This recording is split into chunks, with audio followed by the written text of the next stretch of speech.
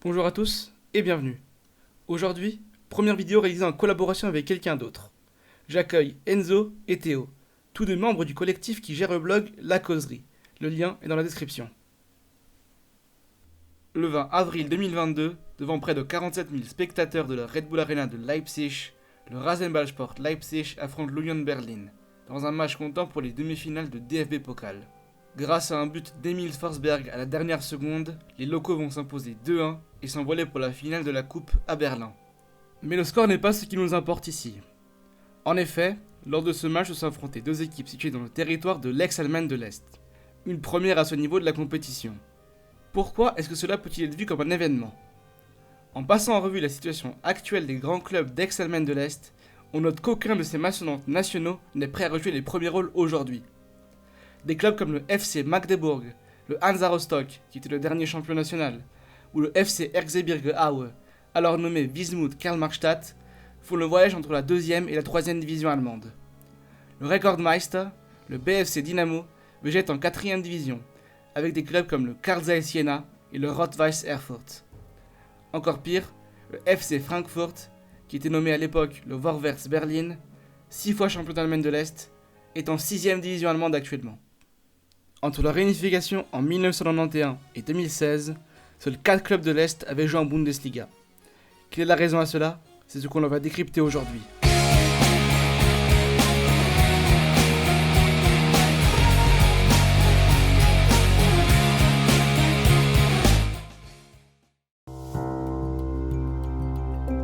Pour le comprendre, un bref retour historique semble primordial. Lançons donc la machine à remonter le temps et rendez-vous en 1949. Après 4 ans de tension suite à la Deuxième Guerre mondiale, 2 États sont créés au sein même du pays, donnant ainsi naissance à la République fédérale Allemagne à l'ouest et à la République démocratique d'Allemagne à l'est. Le premier État est régi par les États-Unis, la France et le Royaume-Uni, tandis que le second est contrôlé par l'URSS.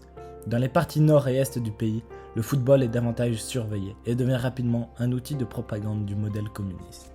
Le ballon va très vite ressembler à l'image des pays qui gèrent les deux parties allemandes. Ainsi, les clubs de la RFA s'appuient sur des riches sponsors et n'hésitent pas à signer des partenariats avec de grandes entreprises, tandis que ceux de la RDA, beaucoup plus pauvres, appartiennent aux associations sportives des secteurs d'activité directement soutenus par l'État. Le Lokomotiv Leipzig est gouverné par le secteur des transports, le Hallerscher FC Chemie par celui de la chimie et l'Energie Cottbus par celui de l'énergie. Même au sein du sport, le capitalisme affronte le communisme. Pour continuer à vivre et à se développer convenablement, le football est-allemand voit l'Oberliga être créé, un championnat regroupant 14 équipes de cette zone. Jusque dans les années 60, cette compétition est beaucoup plus faible que celle de l'autre côté du pays. Beaucoup d'argent est investi et les plus grands talents sont gardés dans une logique proche de l'emprisonnement. La politique de formation va porter ses fruits au moment de la construction du mur de Berlin. En effet, la RDA va profiter du rideau de fer et de l'interdiction de déplacement entre les deux zones pour contrôler tous les joueurs présents dans l'Est et ainsi créer des équipes les plus compétitives possibles. Le régime communiste est clair sur la question. Un joueur talentueux présent en Allemagne de l'Est doit évoluer en Oberliga toute sa carrière et ne jamais céder aux sirènes de l'Ouest. 1974 marque un tournant majeur dans l'expansion de la zone contrôlée par l'URSS par le ballon. Tout d'abord avec la mythique et symbolique rencontre entre la RFA et la RDA en phase de poule de la Coupe du Monde 74. Disputé à Hambourg, le match donne lieu à une victoire de l'Allemagne de l'Est 2-1. La rencontre est classée à risque. 2 ans après les attentats des JO de Berlin, l'Ouest craint une nouvelle attaque. L'Allemagne de l'Est, elle, mène de nombreux interrogatoires et opérations de sécurité pour s'assurer de ne voir aucun joueur s'enfuir. Le score ne sera finalement qu'anecdotique puisque la RFA remportera le mondial, son mondial, quelques semaines plus tard. La même année, le FC Magdebourg remporte la Coupe d'Europe des vainqueurs de coupe et devient ainsi le premier club est-allemand sur le toit de l'Europe. En 1980 et 1987, le FC Carl Zeiss et le Lokomotiv Leipzig atteignent également tous deux la finale de la compétition, mais perdent respectivement face au Dynamo Tbilissi et à l'Ajax d'Amsterdam. Ce n'est pourtant aucun de ces clubs qui attire l'attention, mais le Dynamo Berlin. Né en 1966 de l'association sportive de la Stasi, fusionnée à celle de la police et du ministère de l'Intérieur, le club de la capitale va remporter 10 Oberligen consécutives de 1978 à 1988. Le club est financé par le parti qui n'hésite pas à user du dopage ou de la corruption pour arriver à ses fins, promouvoir la puissance de la République démocratique d'Allemagne. Cela jusqu'au 16 novembre 1989, date désormais connue mondialement pour être celle qui marque la chute du mur de Berlin. L'Oberliga continue jusqu'en 1991, mais le déclin est déjà promis à tous les clubs en son sein. La réunification de l'Allemagne s'observe également dans le football. La société et le ballon rond voient alors connaître un chemin commun favorisant hautement l'ouest du pays. Pour la nouvelle formule de la Bundesliga, seulement 2 clubs de l'Est sont autorisés à participer, ceux du Hansa Rostock et du Dynamo Dresde. 6 autres clubs sont envoyés en 2e division, tandis que les autres vont en 3e. Évidemment, la décision agace la population est-allemande, mais Hansa Rostock est relégué dès la première saison, tandis que le Dynamo Dresde attendra 3 ans pour connaître l'échelon inférieur.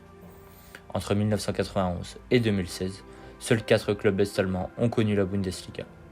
Hansa Rostock durant 12 saisons, l'Energie Cottbus 6 ans, le Dynamo Dresde pendant 4 saisons et le VfB Leipzig pour une petite année. Plusieurs facteurs sont à mettre en lumière pour expliquer cette absence marquante. Le premier étant évidemment l'aspect financier. En effet, les clubs d'ex-RDA ne sont à partir de la chute de l'URSS plus aidés économiquement et médiatiquement par l'État. Dans une Allemagne de l'Est plongée dans une crise économique et sociale profonde, les équipes de football de la région ne peuvent trouver de sponsors solides. Les investisseurs de l'Ouest ont mis la main sur quelques clubs, mais laissent très vite leur soif de pouvoir et d'argent prendre le dessus, et ainsi aucun ne parvient à mettre en place un véritable projet. Même ceux qui veulent bien faire sont rapidement mis en difficulté dans un monde totalement inconnu.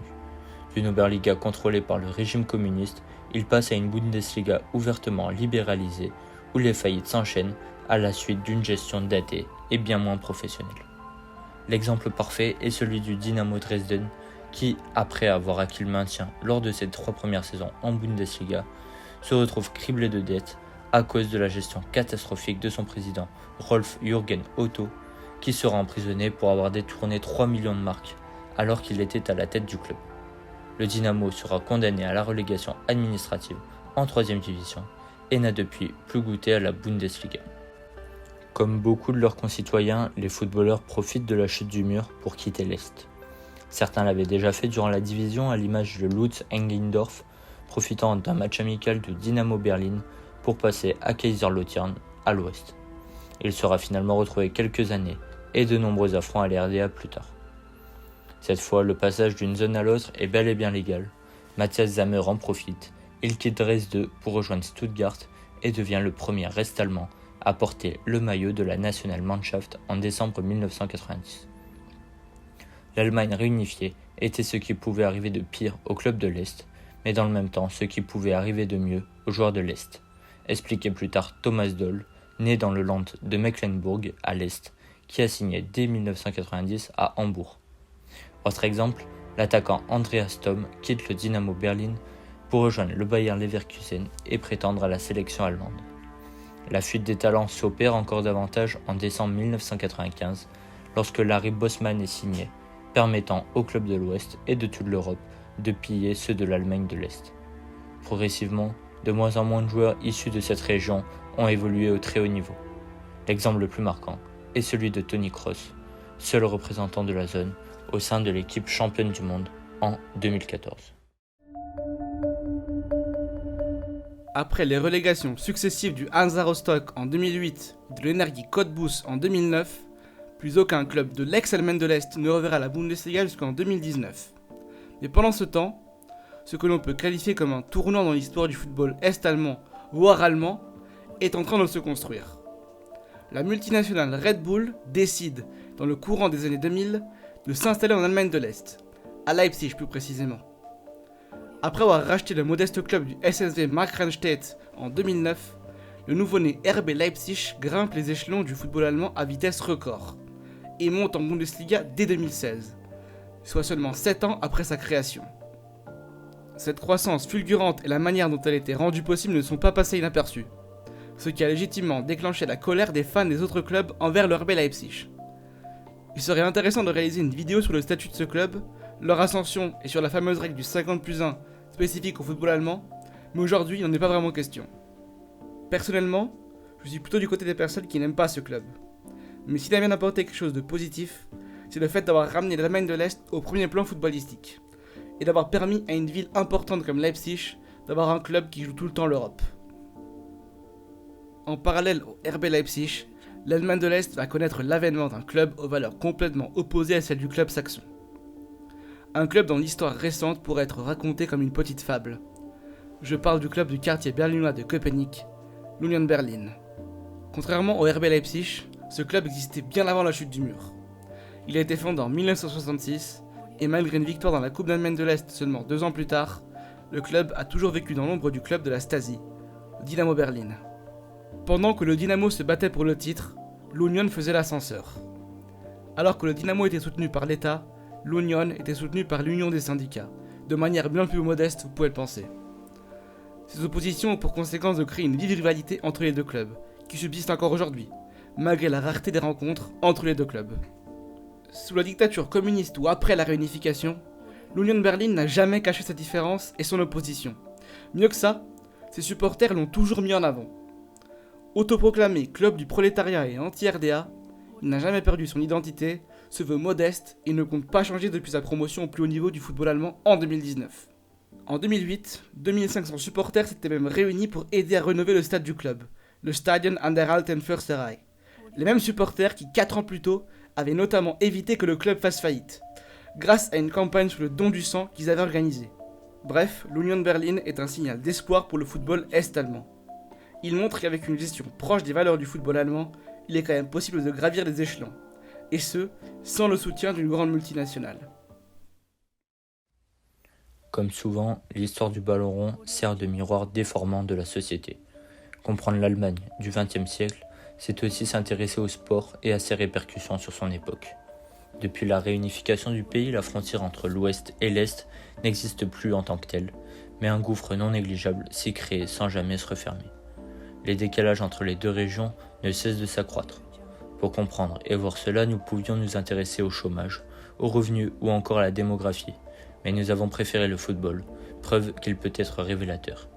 En 2022, plus de clubs contrôlés par la Stasi, mais toujours un nombre beaucoup plus faible de clubs de l'Est représentés en Bundesliga par rapport à son voisin de l'Ouest, avec 2 petites équipes seulement. Maintenant, à vous de choisir entre le nouveau riche du Rasenballsport Leipzig ou le plus pauvre mais plus historique Union Berlin. Et voici tout pour cette 6e vidéo de Global Football, qui est du coup la dernière dans le cadre du projet de cours. Je vais certainement continuer à faire des vidéos dans ce genre parce que ça me plaît énormément. Moins fréquemment probablement. Mais voilà. Je vous dis à la prochaine.